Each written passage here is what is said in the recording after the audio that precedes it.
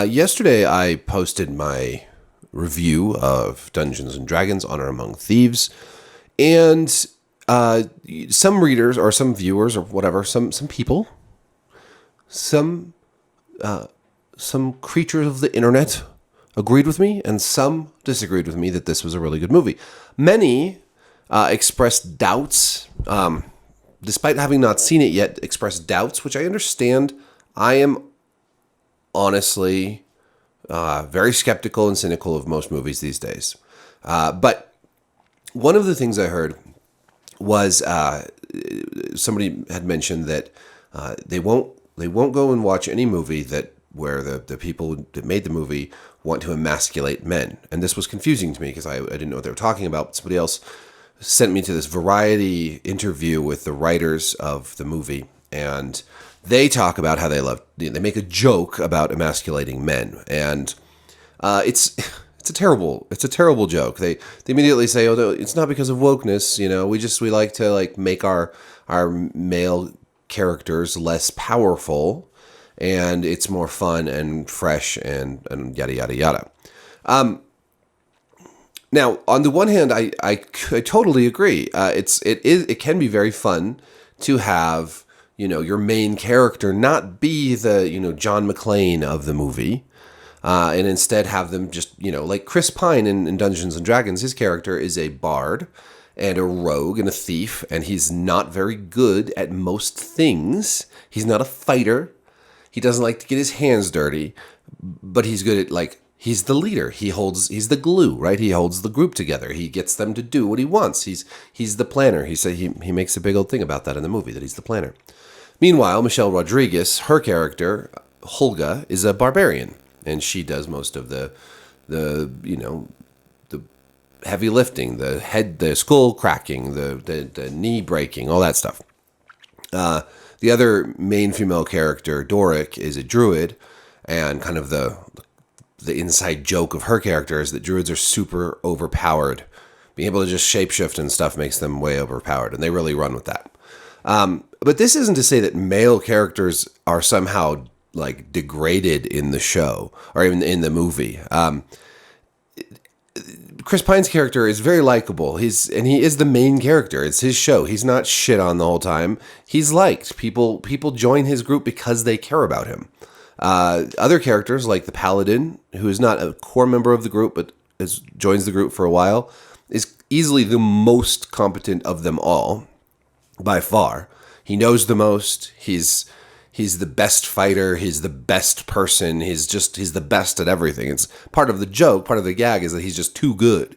It's very funny, actually. But really, this idea or this concern that this movie is woke or pushing a political or social or cultural agenda is just not true. It really isn't.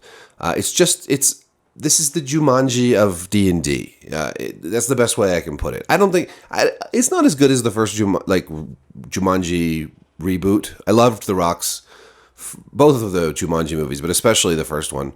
And I didn't think I was going to. Right? I love the old Robin Williams Jumanji so much, and I thought, okay, this is going to be stupid. But it was very good. And this D&D movie is kind of similar. It's just fun. It's a fun adventure. It has a diverse cast like Jumanji, but Forgotten Realms, D&D, this is a super generic setting that's designed to have all kinds of, races, genders, species, whatever you want to say. Just the whole point of D&D is that anybody can play as anything they want, pretty much. So don't worry about it being woke. It's not woke. It's not pushing some agenda. Honestly, any D&D movie is going to be diverse and have, different, you could make any composition of characters. But would it have been a better movie if Chris Pine's character was the badass and Michelle Rodriguez was the bard? I don't think so. I think the contrast does make it more fun. Anyways, as some of the other criticisms I've seen of this movie is that everyone's too clean and they don't get dirty enough, and there's not enough one person said it's unrealistic that nobody gets wounded and has to be healed by a cleric. Your mileage varies on this. Everybody's version of D&D is different. That's what makes it great, right? Everybody's campaign, or one group could have a bunch of different campaigns that are all very different. In my gaming group, we have some goofy, lighthearted, Pathfinder campaigns, and then right now I'm running kind of a grittier Burning Wheel campaign, and it just depends. This movie is mostly a heist movie. It's not really a fighting movie. There are some great action scenes. There's a great magical combat, but really this isn't the kind of movie where people get grievously injured and have to get healed by a cleric. I don't think that's points against the movie. It may just be a matter of personal preference. You may prefer different settings or different, levels of action and combat. If you want a D&D story with lots of wounds and healing from a cleric, go watch The Legend of Vox Machina. The cleric Pike, played by Ashley Johnson, is always doing a lot of healing on her good buddy Grog and on various other characters who get wounded, because that's a very bloody, violent show, whereas this is a much less violent version of Dungeons & Dragons, sort of designed for the whole family. So that's just not to say that there's not fighting or combat, just that there is... it's not really a bloody movie. Back to the whole men and women and wokeness thing. The main bad guy is a woman.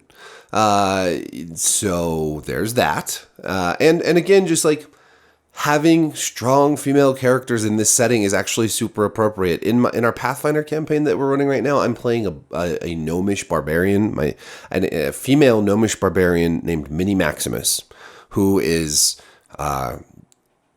can rage and go berserk and can call on giant strength and get I'm not at the level yet where she can get really big, but she projects bigness and can also carry a giant two-handed sword. So I'm just this tiny little thing who's also the big damage dealer of the party. Does this emasculate the male characters in the party? No, it does not.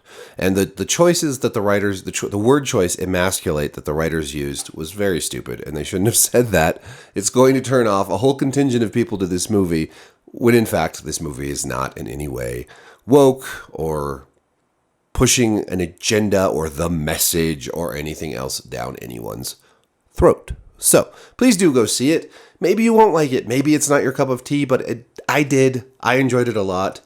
I set down my cynicism for a minute, and I was pleasantly surprised. So thanks for watching. Like, subscribe, hit the notification bell. I am off to watch the new episode of Yellow Jackets and report back with that. Peace.